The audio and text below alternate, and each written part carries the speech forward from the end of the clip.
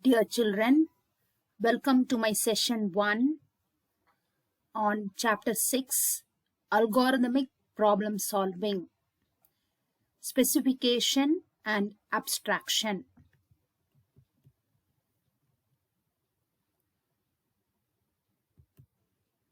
From where is the term algorithm derived?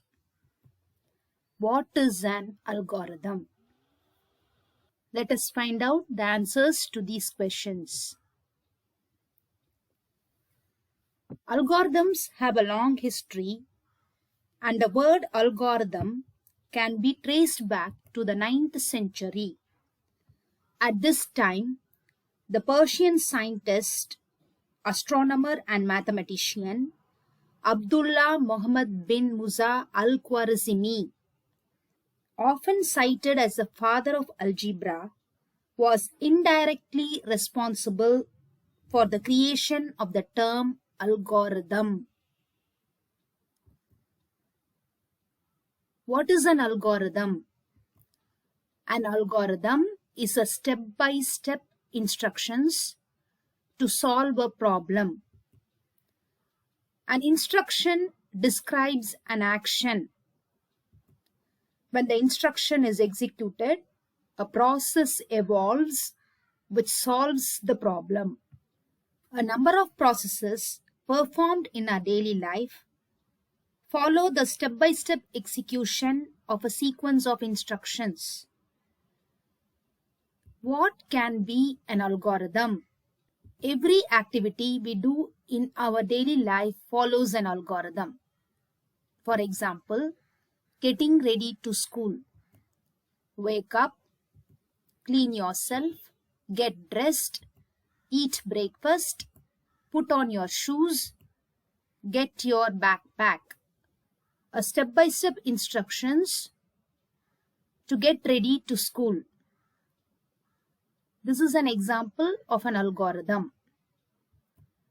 Similarly, drawing a column, adding two numbers, cooking a dish, planting a sapling are examples for which we can write a sequence of step-by-step instructions. Algorithmic problems.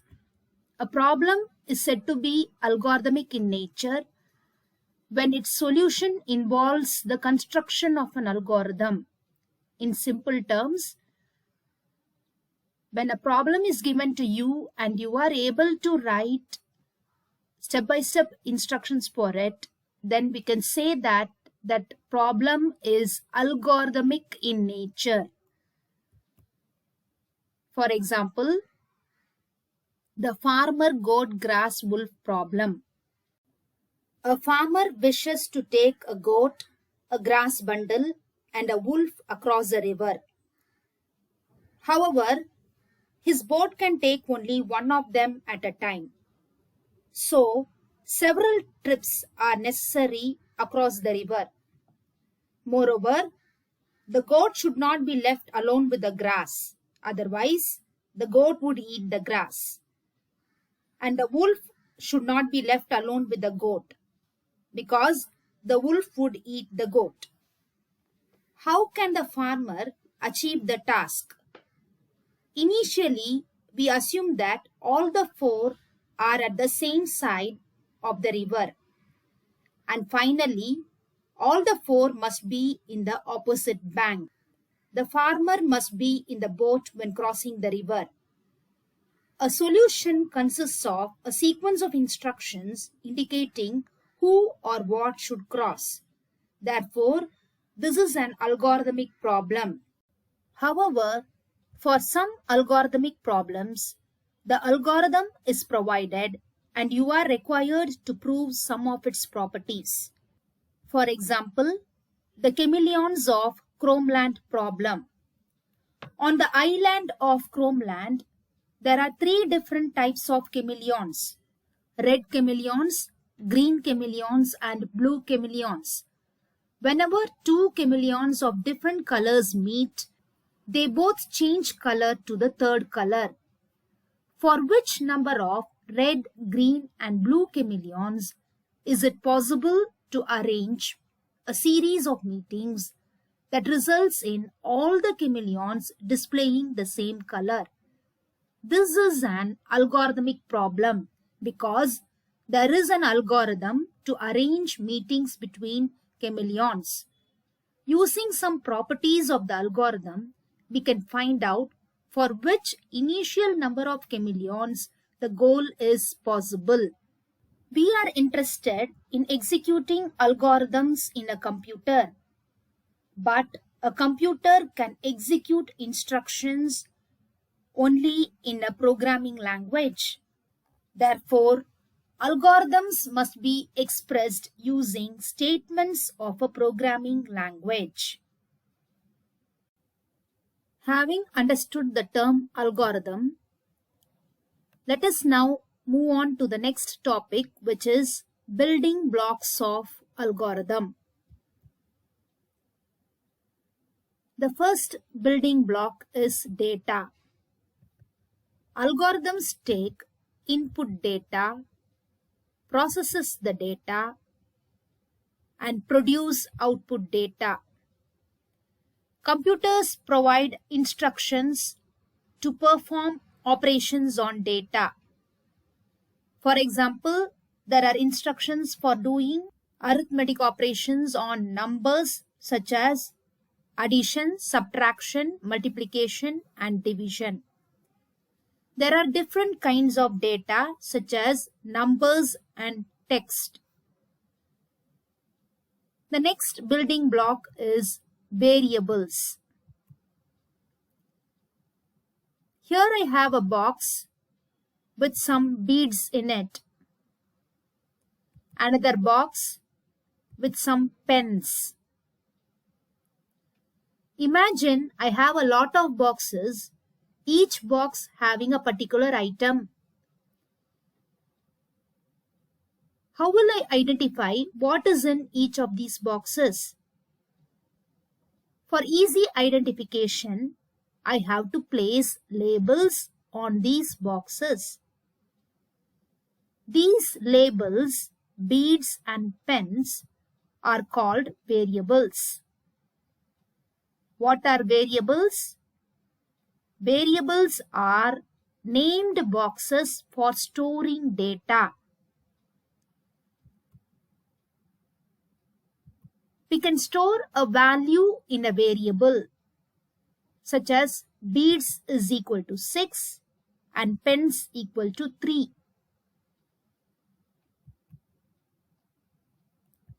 We can also change the value of a variable. Suppose I add 2 more beads to my beads box. Then I can write the statement beads is equal to beads plus 2,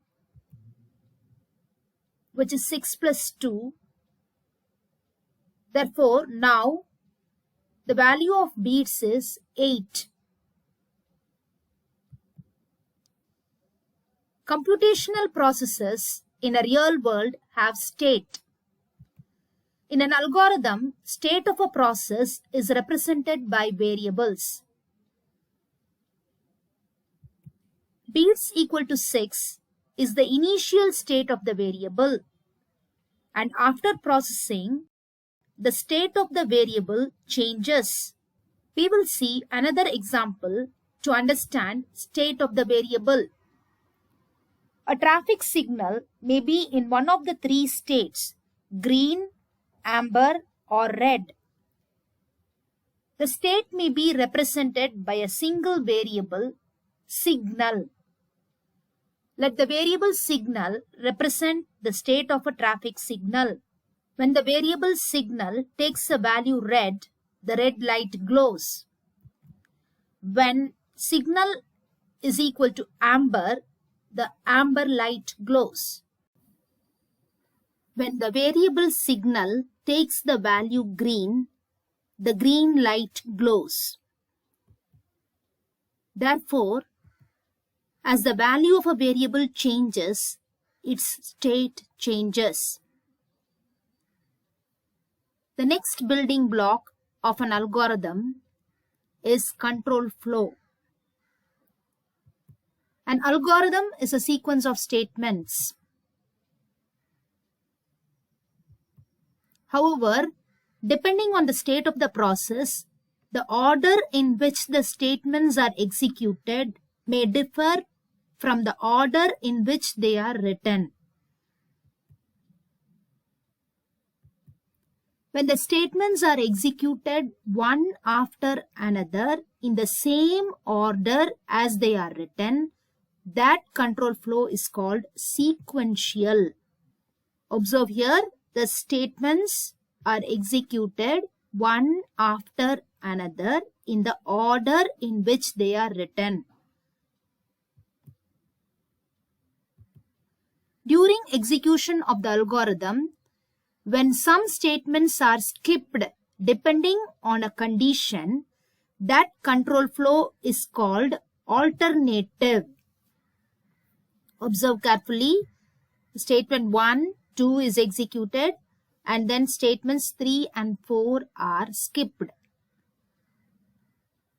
When some statements are skipped depending on a condition, that control flow is called alternative.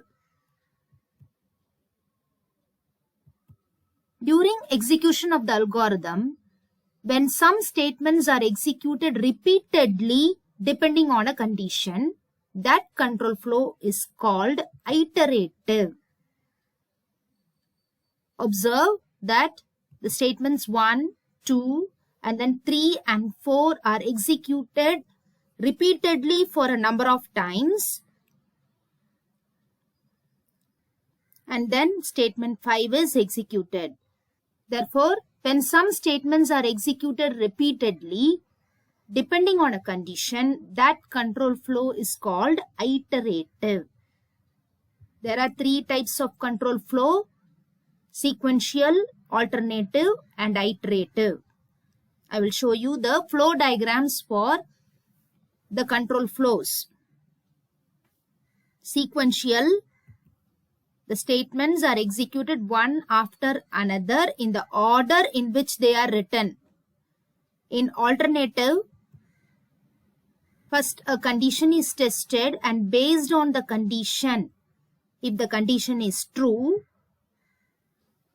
statement S1 is executed, and if the condition is false, statement S2 is executed, which means when the condition is true, S2 is skipped, and when the condition is false, S1 is skipped. For iterative control flow,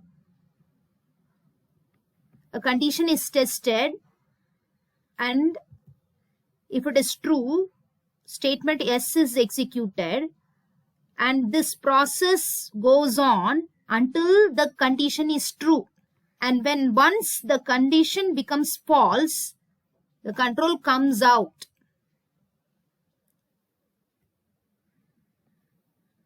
We will move on to the next building block of algorithms, which is functions. Algorithm for a complex problem may become very complex with too many steps. In such situations, we can break the problem into parts, construct algorithms for each part separately, and then integrate the parts to the complete algorithm. I will illustrate the use of functions with an example. Suppose I want to find the surface area of a cylinder with height h and radius r. In this cylinder, the area of the top circle is equal to pi r squared, and the area of the bottom circle is also equal to pi r square.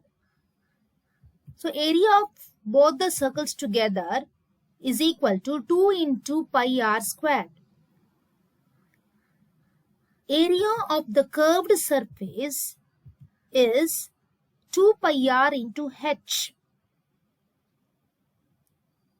Therefore, surface area of a cylinder is equal to 2 into pi r square plus 2 pi r into h. Here pi r squared is the area of the circle and 2 pi r is the circumference of the circle. So I will now rewrite it as 2 into area of the circle plus circumference of the circle into h. I will represent surface area of a cylinder as a function with the name cylinder underscore area of r comma h. And then area of circle as another function circle underscore area of r, and circumference of circle as another function circle underscore circumference of r into h. So now I have three functions: cylinder underscore area, circle underscore area, and circle underscore circumference. Using functions, we can break a complex problem into parts, construct algorithms for each part separately, and then integrate the parts to the complete algorithm. So here, in order to find the surface area of a cylinder, which was a complex problem to me, I have divided the complex problem into two parts. One to find the area of the circle and another to find the circumference of the circle. I will now recall the topics that I taught you in this session. What is algorithm? What can be algorithmic problems? And what are the building blocks of algorithms? That's all in this session. Thank you.